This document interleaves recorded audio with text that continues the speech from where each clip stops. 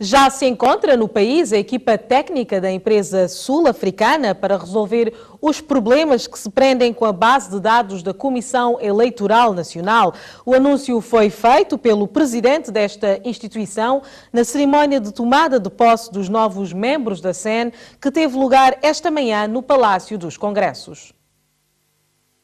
Os técnicos da empresa sul-africana estão no país há uma semana e já iniciaram os trabalhos de reparação dos aparelhos da Comissão Eleitoral Nacional. Desde domingo já está no país e a trabalhar um engenheiro da empresa Nova América, que é a empresa que forneceu, portanto, os equipamentos e a base de dados. Já está cá um membro, prevê-se a vinda de mais 3. E estamos a trabalhar para ver se o mais rapidamente possível as coisas ficam, pelo menos em termos técnicos, ficam resolvidas. Estas declarações do presidente da Comissão Eleitoral Nacional foram feitas hoje, após a cerimónia de empossamento dos novos membros da Comissão. Vem o senhor Olinto de Menezes, que é representante de negócios estrangeiros na Comissão Eleitoral Nacional, a lei prevê. O senhor José Bolsas, representante da comunicação social. O senhor Eterzise Souza é da Administração Territorial de Descentralização e o senhor Eugênio da Graça, que é do partido MDF-MPL. Vocês acabaram de fazer um juramento de natureza constitucional e, conhecendo pessoalmente cada um de vós, estou convencido que esse juramento não é um juramento em vão. Para além de ser um juramento que obriga-vos a cumprir não somente os termos constitucionais, mas sobretudo aquelas tarefas para as quais vocês são chamados. Segundo o presidente da Comissão Eleitoral Nacional, os trabalhos poderão dar o seu início assim que o problema estiver resolvido, mas ainda não pode avançar uma data. Eu não gosto de dizer datas quando as coisas não dependem completamente de mim. Eu não sou técnico informático, eu não conheço os meandros dessa tecnologia que está agora em fase de recuperação e melhoria, mas estamos a fazer tudo para que isso fique pronto o mais rapidamente possível, é o que eu posso dizer. A Comissão Eleitoral Nacional já está completa e prepara-se para começar a trabalhar na atualização dos cadernos. Vítor Correia reagiu, por outro lado, ao comentário feito no último domingo na TVS sobre as condições da Comissão Eleitoral Nacional. O presidente da CEN declarou que todos conhecem bem as condições desta instituição e o que está em causa é o atraso dos trabalhos. Ouvi no sábado na televisão de que a Comissão tinha que explicar alguma coisa. A explicação foi dada em várias entrevistas que eu dei, continuamos a dizer a mesma coisa, mas o que me estranha é que, de facto, o apresentador, que eu nem chamo isso de jornalismo, que levantou a questão, fez-lo de forma, na minha opinião, inadequada. Porque este senhor, até hoje, era porta-voz da Comissão Eleitoral Nacional. Ele tinha que saber, ou não estava lá a cumprir o seu papel. Ele tinha que saber. Ele ainda na sexta-feira foi buscar um cheque pelo trabalho que fez. E sábado vai para a televisão dizer que a Comissão tem que dar explicação. Ele devia dar explicação, porque ele era o porta-voz da Comissão. Muito obrigado. A transparência e boa governação é um recurso imprescindível no desenvolvimento de Estados como São Tomé e Príncipe. Defendeu hoje o presidente do Tribunal de Contas, José António Montecristo, no final do terceiro seminário da Organização das Instituições Superiores de Controlo da CPLP e Macau. Os representantes da organização foram recebidos esta tarde pelo presidente da Assembleia Nacional. Depois do seminário de 3 dias sobre o tema Controlo das Contas do Estado pelos Tribunais de Contas, uma exigência dos cidadãos, os representantes da Organização das Instituições Superiores de Controlo da CPLP e Macau foram recebidos em audiência pelo Presidente da Assembleia Nacional. um encontro que consideraram de extrema importância. O Tribunal de Contas em cada país é o órgão que tem por função exercer o controle sobre a execução das contas do Estado e tem como parceiro desse controle o Parlamento Nacional. E, portanto, o Tribunal de Contas e o Parlamento são os dois órgãos do Estado destinados a garantir que o dinheiro dos cidadãos é bem gasto e é gasto para o interesse do cidadão e para aquilo que é destinado de acordo com a lei que é aprovado pelo Parlamento. No terceiro seminário, cujos trabalhos terminaram esta quarta-feira na capital são-tomense, o reforço dos poderes dos tribunais de contas e as instituições superiores das contas públicas afigura-se como a principal recomendação. A prestação efetiva e regular das contas junto do órgão de controle externo é o mecanismo através do qual se dá o sinal aos cidadãos dos países que optaram pela via de convivência democrática.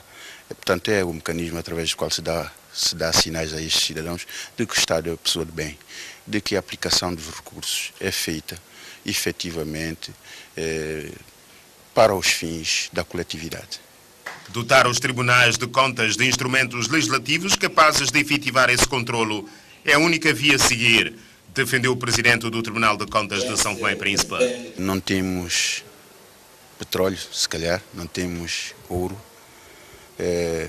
A transparência e a boa governação é um recurso muito importante no desenvolvimento de Estados como o nosso.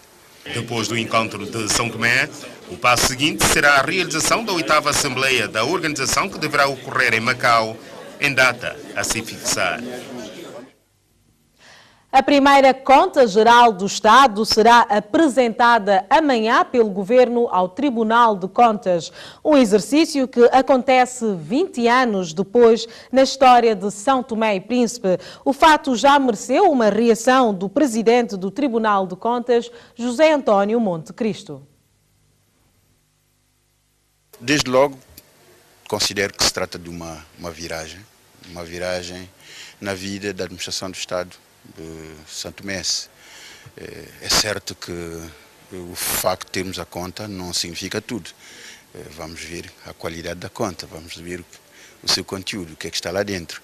Portanto, é preciso analisar, tirar conclusões e remeter as conclusões para a Assembleia, para a sua análise e decisão em sede de julgamento político. O presidente do LIDE, Grupo dos Líderes Empresariais Angolano, anunciou que a sua associação vai enviar brevemente uma missão de levantamento e de inventariação de oportunidades de negócios em São Tomé e Príncipe. Foi durante o encontro mantido pelo primeiro-ministro santomense Gabriel Costa com os empresários angolanos durante a sua visita oficial de 3 dias a Angola, cuja reportagem transmitiremos no final deste telejornal. O Sr. Primeiro-Ministro vai-se acompanhar de uma delegação pesada. O que nós, empresários angolanos, precisamos é este conforto, é de sentir que o governo está unido, que São Tomé tem estabilidade para fazer investimentos. Na qualidade do presidente do LIDE Angola, que é uma associação de líderes empresariais de Angola, falo em nome dos meus representantes que os angolanos estão com grandes perspectivas em investir em São Tomé. Mas para isso precisamos de estabilidade política, precisamos de garantias que os investimentos que serão feitos em São Tomé por investimentos estrangeiros estejam salvaguardados. E Sua Excelência, o Sr. Primeiro-Ministro aqui, portanto, frisou e deu-nos a garantia que isto está salvaguardado. Nós tudo iremos fazer para ajudar, portanto São Tomé e Príncipe. São Tomé e Príncipe é um país irmão. Vamos agora os empresários fazer uma visita de levantamento a São Tomé, portanto essa delegação será dirigida por mim. Queremos levar investidores sérios, investidores que vão se comprometer com o país, porque está aqui uma relação política criada de vontade entre os dois países. Os dois estadistas criaram essas condições e nós, empresários, não podemos desfraudar aquilo que foi criado como condições expostas de ambos os países, que nós temos a obrigação de ajudar este país, temos a obrigação de levar as melhores práticas. Esta é a nossa garantia, que os investidores que nós vamos selecionar, portanto, para São Tomé, dentro do nosso associado, certeza que vão estar com o governo de São Tomé para dar melhores condições à população de São Tomé. O partido ADI já reagiu à queixa-crime apresentada pelo Partido da Convergência Democrática contra o ex-primeiro-ministro Patrício Trovoada. Num comunicado de imprensa, a Ação Democrática Independente considera que a referida queixa-crime se inscreve numa tentativa do PCD de desviar a atenção dos santomenses sobre os alegados casos de corrupção em que estão envolvidos membros do governo oriundos do PCD, nomeadamente os ministros da Agricultura, António Dias, e do Comércio, Demóstenes Pires dos Santos. A ADI diz ainda, no seu comunicado de imprensa, que reconhecendo a sobrecarga dos órgãos judiciais face aos inúmeros casos de corrupção, todos eles envolvendo altos dirigentes do PCD, espera que a seu tempo e com a mesma sensatez e imparcialidade requeridas, estas questões fiquem definitiva e cabalmente esclarecidas. A Ação Democrática Independente aproveita para instar os seus militantes e simpatizantes a não se deixarem iludir e distrair com o que considera de manobras de diversão. A Assembleia Nacional aprovou hoje, na generalidade, com votos contra da bancada do ADI, o projeto de resolução da primeira alteração do seu regimento. Os deputados também aprovaram, desta vez por unanimidade, o tratado para a criação do Observatório Económico e Estatístico da África Subsaariana e Afristat. Mas antes da discussão da ordem do dia, os deputados mostraram-se preocupados com a ligação entre as duas ilhas, que se tornou agora mais difícil com a avaria do navio Tornado, e apelam ao governo no sentido de procurar solução para o problema. Antes da ordem do dia, os deputados mostraram-se preocupados com o acidente do navio Tornado. O navio Tornado, que acabou de sair de circulação por questões de avaria, era um dos que garantia o transporte de pessoas e mercadorias à região autónoma do Príncipe, uma questão que preocupa os deputados da nação. Sentimos muito com a paralisação deste barco, que assegurava de forma regular a ligação entre as ilhas, tendo deixado um grande vazio, não só para as pessoas que não conseguem viajar de avião pelo facto do preço das passagens serem muito elevados, como também para o transporte de mercadorias que abastecem o Príncipe. E neste momento já temos falta de combustível na região autónoma do Príncipe. Não temos gasolina, não temos gasóleo e dentro de pouco tempo faltará o petróleo. Embora o Barco Príncipe comece a fazer os seus trabalhos de ligação marítima hoje, não vem suprir de forma regular a necessidade que, de resto, os comerciantes, as empresas de construção têm, pois o navio Príncipe é limitado. Facilita um bocado a vida da população, mas eu peço ao governo que não se esqueça, por favor, não se esqueça que a região autónoma do Príncipe neste momento está numa situação precária quanto à ligação, e também fazer menção que dentro de poucos dias, com a condição deficitária do combustível, correremos sérios riscos de região autónoma do Príncipe ver um apagão. A região pode ficar no escuro. Isto não é nem sequer imaginável, não se consegue imaginar em pleno século que estamos a viver. O deputado do ADI apelou ao governo no sentido de alugar um navio para garantir o transporte de mercadorias e pessoas à região. Eu queria aqui deixar uma mensagem que a senhora ministra dos Assuntos Parlamentares levasse essa mensagem ao seu primeiro-ministro, Arcanjo, que de Santo Arcanjo não tem nada, dizer que eu ouvi, na altura da aprovação do orçamento, feito por este governo, chefiado por Sua Excelência, o Sr. Primeiro-Ministro Gabriel Costa, referindo em aquisição de barco para o Príncipe. Já lá vamos a 6 meses e eu gostava de saber em que pé essa situação está. Depois, mediante esta situação do atraso da não aquisição, porque eu não estou esperançoso de que o Príncipe ainda vai ter um barco adquirido por este governo. Eu quero muito desejar que isso aconteça, porque de facto eu congratulo-me com meu colega deputado Antônio, que de facto a população está a sofrer. Eu exijo em nome da população do Príncipe que o governo alugue uma barcaça para levar combustível para os pescadores poderem pescar, para os motoqueiros, para a população, as viaturas, todo o processo econômico do Príncipe se reinicie com o seu fluxo dinâmico, como sempre todos nós esperamos. A ligação entre as ilhas sempre foi um motivo de preocupação para os sucessivos governos. O deputado Jorge Amado foi eleito membro do Conselho Superior de Defesa. A escolha foi feita hoje durante a sessão plenária da Assembleia Nacional, com 29 votos a favor, 7 contra e 4 abstenções.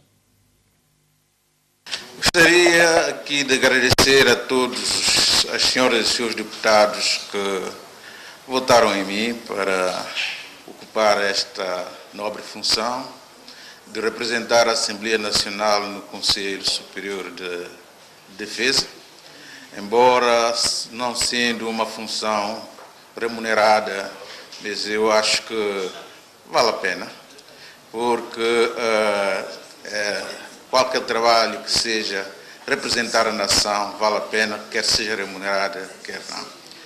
A todos os seus deputados que votaram em mim, muito agradeço, muito obrigado.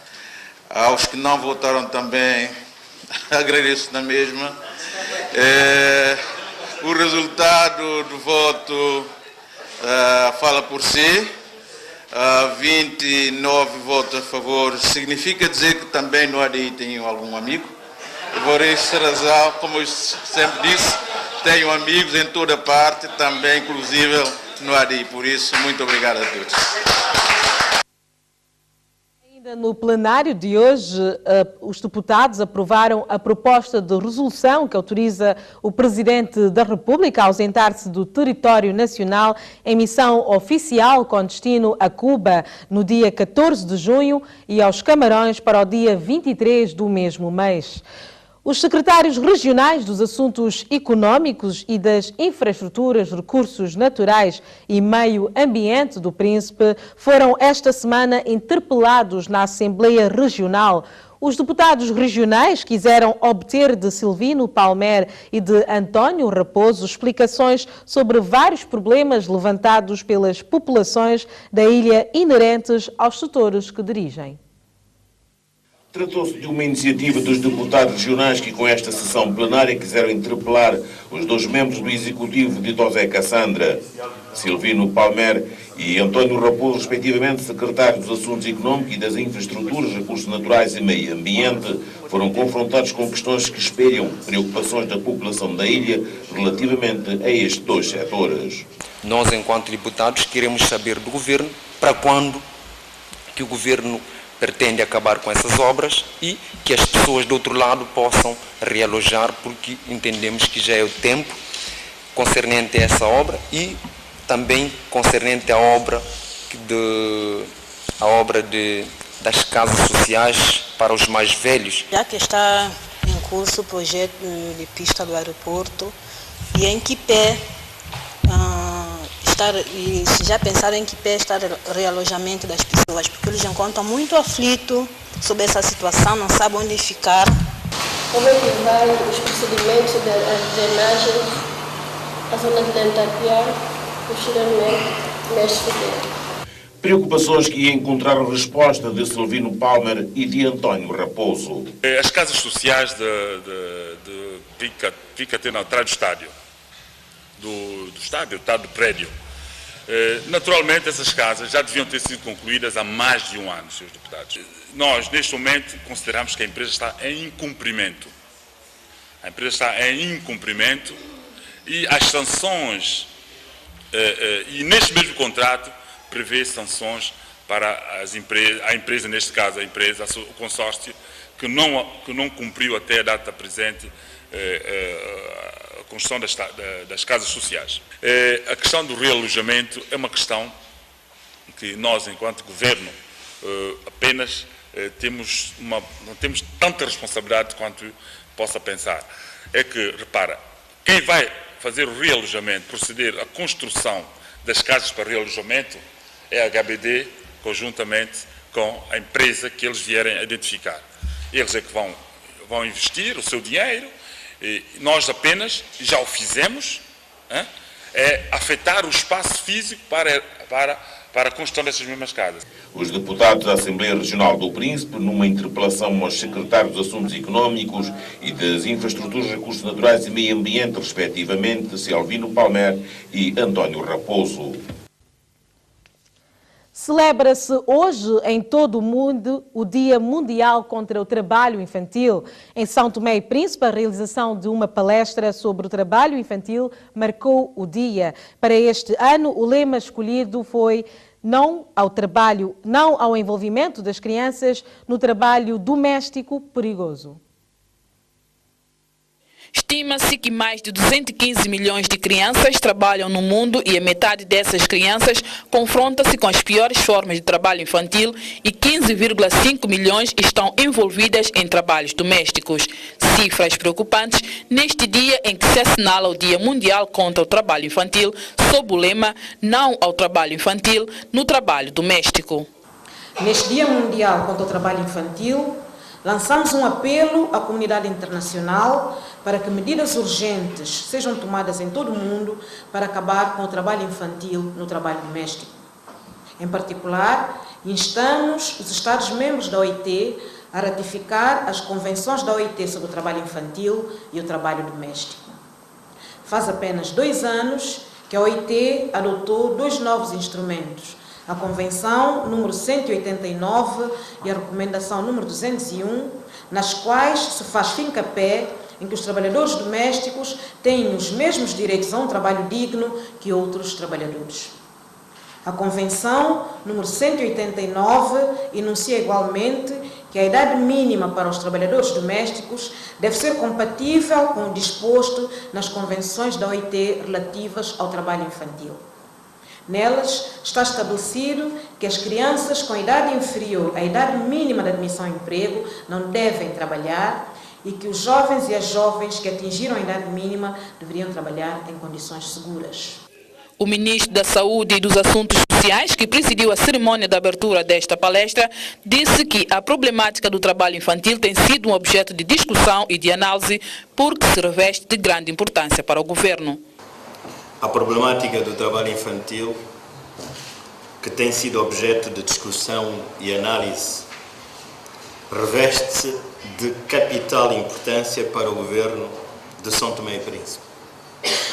Trata-se de um tema multidisciplinar, transversal e intersectorial que nos toca a todos e que nos obriga a trabalhar de forma coesa. A erradicação do trabalho infantil é um desafio que pressupõe uma forte vontade política, integração e coordenação de estratégias, bem como participação ativa dos atores da sociedade civil organizada em colaboração com os parceiros nacionais e internacionais. Minhas senhoras e meus senhores, é de salientar que de agosto de 2012 a esta parte o Governo, com o apoio de parceiros sociais, a Unicef, a OIT, vem desenvolvendo várias ações neste âmbito, culminando com a elaboração de 2 instrumentos de capital importância, sendo eles o Plano Estratégico Nacional de Prevenção e Erradicação do Trabalho Infantil e a lista das piores formas de trabalho infantil, que em muito contribuirá para combatermos e eliminarmos as piores formas de trabalho infantil até 2016 e o trabalho infantil até 2020 em São Tomé e Príncipe. Leonel Pontes, no seu discurso, reiterou, enquanto membro do governo, o compromisso de tudo fazer para assegurar a implementação dos instrumentos para a prevenção e eliminação do trabalho infantil em São Tomé e Príncipe. Reitero aqui, enquanto membro deste governo, o compromisso de tudo fazer para assegurar a implementação dos tais instrumentos em parceria com os parceiros sociais e a Organização Internacional do Trabalho, desta forma garantir o progresso efetivo no âmbito da prevenção e eliminação do trabalho infantil no nosso país. A necessidade urgente da eliminação do trabalho infantil e as suas piores formas reúne mais uma vez os parceiros sociais neste Dia Mundial contra o Trabalho Infantil, que hoje se assinala. Técnicos privados e públicos ligados ao setor farmacêutico participam desde hoje e durante 7 dias num ateliê para a elaboração de um plano farmacêutico. A referida ação decorre nas instalações do Instituto da Mulher para a Promoção e Igualdade do Género. É uma ação que tem apoio da OMS para dar melhor resposta aos recursos farmacêuticos no país. O exercício vem dar sequência à atualização do plano farmacêutico já existente. Na tentativa de encontrar respostas, o Governo, em 2011, definiu uma política farmacêutica nacional e definiu nela quais eram aqueles que tinham valores, os princípios e os objetivos que ela deveria perseguir. Portanto, dentre elas, a contribuir para que a população possa ter acesso a medicamentos essenciais de qualidade a preço acessível, tendo em conta as dificuldades constatadas nos estudos que foram realizados. Esse objetivo é definido com base em dados reais que foram identificados com os estudos que realizamos em 2008. De acordo com informações saídas deste encontro, no país existem apenas 2 farmacêuticos no ativo e 46 técnicos de farmácia. Das cerca de 33 farmácias existentes, 27 são públicas e 6 privadas. Daí o envolvimento de representantes de diferentes setores que lidam com os medicamentos. Nós temos esse seminário de 7 dias para a elaboração do referido plano. Este plano vai nos ajudar bastante. Nós vamos nos apoiar em 3 vertentes que são fundamentais na política do medicamento, que é o acesso ao medicamento, o uso racional e a qualidade dos medicamentos, a garantia de qualidade dos medicamentos às nossas populações. Este seminário conta com a participação de vários sectores, e como sabeis, a matéria de medicamentos não tem a ver só com o Ministério da Saúde, embora somos nós a gerir os medicamentos, mas desde a sua entrada, desde o seu pedido, o seu transporte, a sua entrada no país, tem a ver com outros setores. Como todas as outras áreas de vida da sociedade, o setor farmacêutico nacional tem alguns pontos positivos, como é o caso das parcerias, e outros fracos, como a insuficiência de recursos humanos e o aumento do mercado informal de medicamentos de proveniência de origem duvidosa. O governo brasileiro, através da sua embaixada em São Tomé e Príncipe, procedeu hoje à entrega de medicamentos para tratar doentes de tuberculose. A oferta simbólica que foi feita ao Ministério da Saúde e dos Assuntos Sociais vem minimizar a carência deste medicamento no país. A entrega deste pequeno lote de medicamentos pelo governo brasileiro, através da sua embaixada em São Tomé e Príncipe, tem como objetivo de ajudar o país no combate à tuberculose. Eu estou muito contente porque, de retorno a São Tomé, eu estou participando desse primeiro encontro com a comunidade, a sociedade de São Tomé, que é a entrega dos medicamentos que tem por objetivo combater a tuberculose no país. Eu acho que isso é um momento muito importante porque a cooperação do Brasil com São Tomé e Príncipe no âmbito da saúde ela é muito ampla e o Brasil tem um grande conhecimento de como controlar e combater a tuberculose na medida em que nos anos 30 e 40 do século passado, século XX, o Brasil enfrentou o problema da tuberculose de forma muito intensa. Então, nós temos realmente um conhecimento que podemos passar no âmbito da cooperação técnica a São Tomé e Príncipe no que diz respeito ao combate da tuberculose. Eu acho que são 100 mil comprimidos que nós estamos trazendo para doação e eu gostaria, nessa oportunidade, de conclamar as entidades das organizações não governamentais e também as empresas a se irmanarem com as ações governamentais para que a gente possa levar adiante esse projeto de forma mais ampla e em conjunto em diferentes segmentos da sociedade local. O ministro da Saúde e dos Assuntos Sociais referiu que para o tratamento dos doentes com tuberculose é preciso ter condições. Este foi um ato oficial de entrega de uma doação que o Brasil faz ao sistema de saúde. Portanto, faz uma doação de medicamentos para o tratamento da tuberculose. Portanto, devo dizer que a tuberculose é um dos problemas de saúde pública com uma importância grande em São Tomé e Príncipe. Atualmente temos doentes que estão sendo tratados por tuberculose em números bastante avultados, grandes, e para o tratamento destes doentes temos que ter as condições todas reunidas. Uma das condições que precisamos de reunir é medicamentos em permanência para o tratamento destes doentes. O tratamento dos doentes tuberculosos leva tempo. Quando contraída a doença, uma pessoa tem que estar sujeita a um tratamento prolongado, que são no mínimo de 6 meses. Para os casos de tuberculose, que também já existe em São Tomé e Príncipe, multiresistente, o tratamento requer um investimento grande, porque portanto, por um período de acima de 1 ano e 6 meses. São cerca de 1000 carteiras de comprimidos doados pelo governo brasileiro ao governo são-tomense. É tudo, obrigada por nos terem acompanhado. Nós voltamos amanhã. Boa noite.